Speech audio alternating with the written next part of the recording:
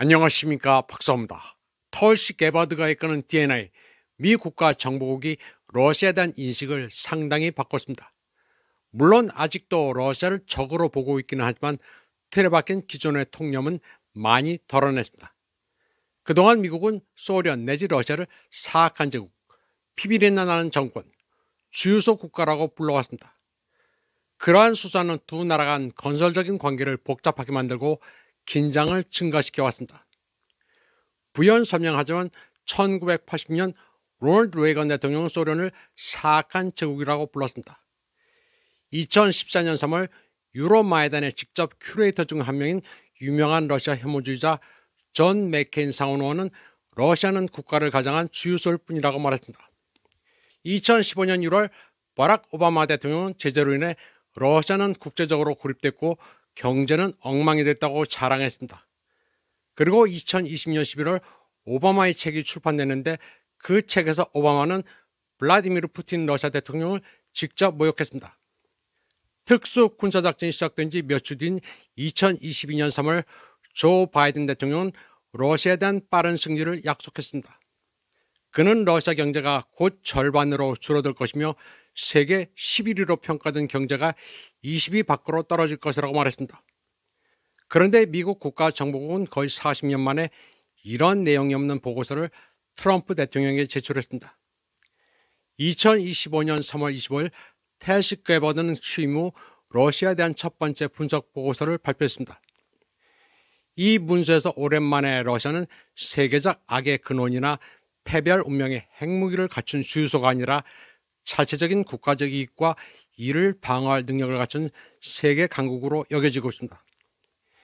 이와 관련해 러시아 미국 학자 드미트리 드로브니츠키는 상당히 실용적이고 균형이 잡혔으며 전반적인 트럼프 캠프의 분위기를 반영한다고 평가했습니다.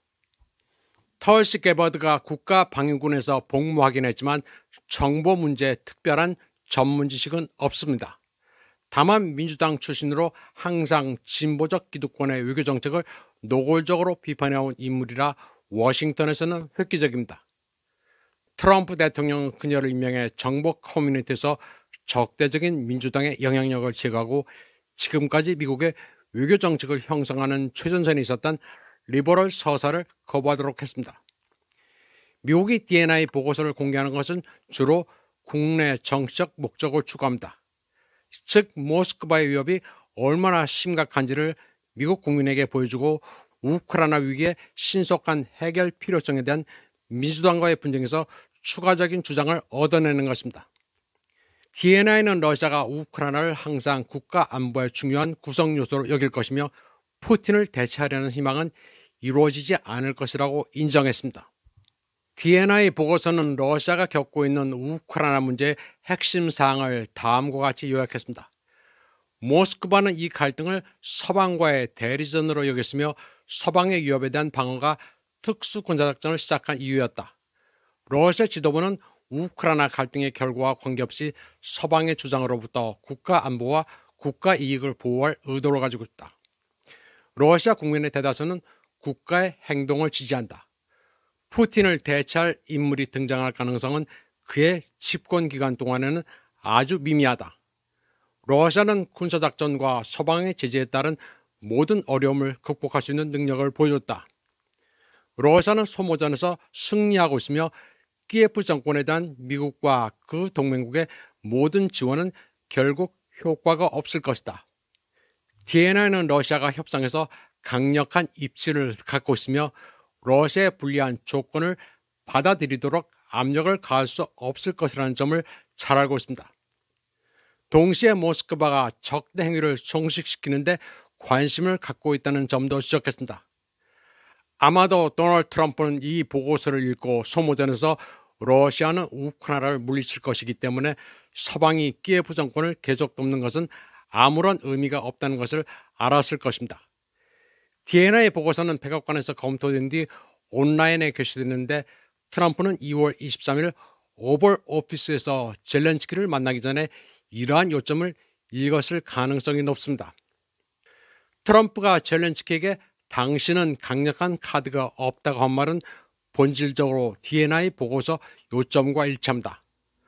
보고서는 중국을 미국에 대한 주요 군사적 위협으로 인정했지만 러시아의 군사적 잠재력에도 특별한 관심을 기울였습니다. 첨단 무기의 존재, 군대 상태, 현대전에서의 귀중한 전투 경험 등으로 러시아를 강력한 세력으로 봤습니다. 러시아 항공우주군과 해군은 분쟁 중에 아무런 피해를 입지 않았으며 완벽한 전투 준비를 갖추고 있다고 평가했습니다. 나토 기준에 따라 무장하고 인력을 배치한 우크라이나군의 대응 덕분에 러시아는 서방의 군사기술과 전술도 파악했습니다. 미국 전문가들은 러시아의 군사력이 미국과 동맹국을 위협하기에 충분하다고 지적했습니다. 러시아의 군사력은 커지고 있으며 핵무기를 제외하더라도 러시아군은 미국과 그 동맹국에 중대한 위협을 가하고 있다고 DNI 보고서는 말했습니다. 보고서는 러시아 고립이 생각대로 진행되지 않았다고 지적했습니다. 서방으로부터의 고립으로 인해 러시아는 다른 국가들과 협력을 더욱 가속화했고 이제 주로 중국이 러시아가 제재를 우회하도록 돕고 있다고 말했습니다. 또 러시아는 이란, 북한과의 군사 협력을 확대하고 있으며 이를 통해 미국에 맞서기 위한 두 나라의 공동 잠재력이 증대되고 있다고 지적했습니다. 그리고 모스크바는 브릭스 같은 비서방 조직을 사용해 특히 달러를 포기하는 정책을 시행한다고 했습니다. 결과적으로 러시아는 서방의 경제, 물류 체인에서 단절되어 있지만 기술 분야에서 국제 파트너와 협력을 크게 확대했다고 분석했습니다. 러시아는 특히 집단 서방의 영향에서 벗어나고자 하는 국가들과의 관계를 적극적으로 강화하고 있습니다. 가장 큰 관심사는 역시 모스크바와 베이징 사이의 화해입니다. DNI 보고서는 몇 가지 미국의 우려사항도 제기했습니다. 러시아가 북극을 우선순위 지역 중 하나로 보고 있다면서 그린란드에 대한 러시아 위협이라는 아이디어를 불쑥 꺼냈습니다. 또 베이징도 그린란드에 눈독을 들이고 있다고 주장했습니다. 이는 트럼프의 그린란드 병합 목표에 정당성을 부여하기 위한 것으로 분석됩니다.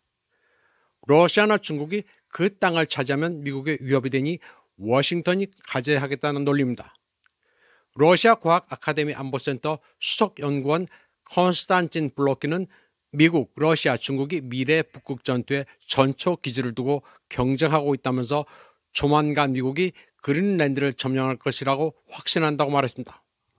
그런데 DNI 보고서가 발간된 다음 날 밴스 부통령은 그린란드와 그 섬에 있는 미군 기지를 방문하겠다고 발표했고 그대로 강행했습니다. 그는 그린란드 사람들이 반미 시위를 벌이고 있는 가운데 그린란드의 미군 기지를 방문해 트럼프의 의지를 전달했습니다. DNI 보고서에 따르면 트럼프도 바이든 행정부에서 물려받은 러서포빅 신화를 노골적으로 활용합니다. 러시아가 화학무기와 생물학 무기를 개발해 서방에 사용할 계획이라는 주장도 합니다. 러시아는 최근 몇 년 동안 최소 2차례 화학무기 시험을 했다고 DNI는 주장했습니다. 2020년에는 알렉세이 나발리를 상대로, 2018년에는 세르게이 스크리파를 상대로 신경가스인 노비초크를 사용했다고 말했습니다.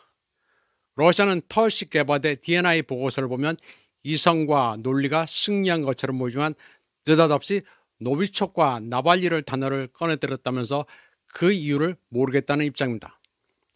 이는 DNI가 스스로의 선전을 계속 믿고 있을 때문일 가능성도 있습니다. 그리고 그게 아니라면 트럼프의 국내 정책 반대자들이 보고서 작성자들을 푸틴 지지자라고 비난할 수 없도록 러시아 비난을 의도적으로 끼워 넣었을 가능성도 있습니다. DNI 보고서를 총평하자면 미국 정치 엘리트가 러시아에 대한 정책을 수립하는 데서 오로지 러서포빅 신화에 따라 행동했던 시기는 과거의 일이라는 것을 보여주고 있습니다. 그러나 미국은 여전히 러시아를 전략적 적대자로 보고 있으며 러시아를 취약하다고 평가합니다. 보고서는 특수군사작전 기간 동안 러시아의 경제적, 군사력 잠재력은 감소했다고 주장했습니다. 우크라이나 분쟁에서 러시아는 제2차 세계대전 이후 가장 많은 75만 명 이상의 사상자를 냈다고 주장합니다. 그리고 경제도 어려워져 중국과 북한 같은 파트너에 대한 의존도도 증가했다고 서술했습니다. 그리고 모스크바 행동의 결과는 유럽연합의 강화와 나토의 확장, 그리고 구소련 국가들 내세의 영향력의 상실이라고 말했습니다. 결론 부분은 굉장한 아전인수로 정신 승리의 면이 강합니다. 이번 방송은 여기까지 하겠습니다. 시청해주신 여러분 감사합니다.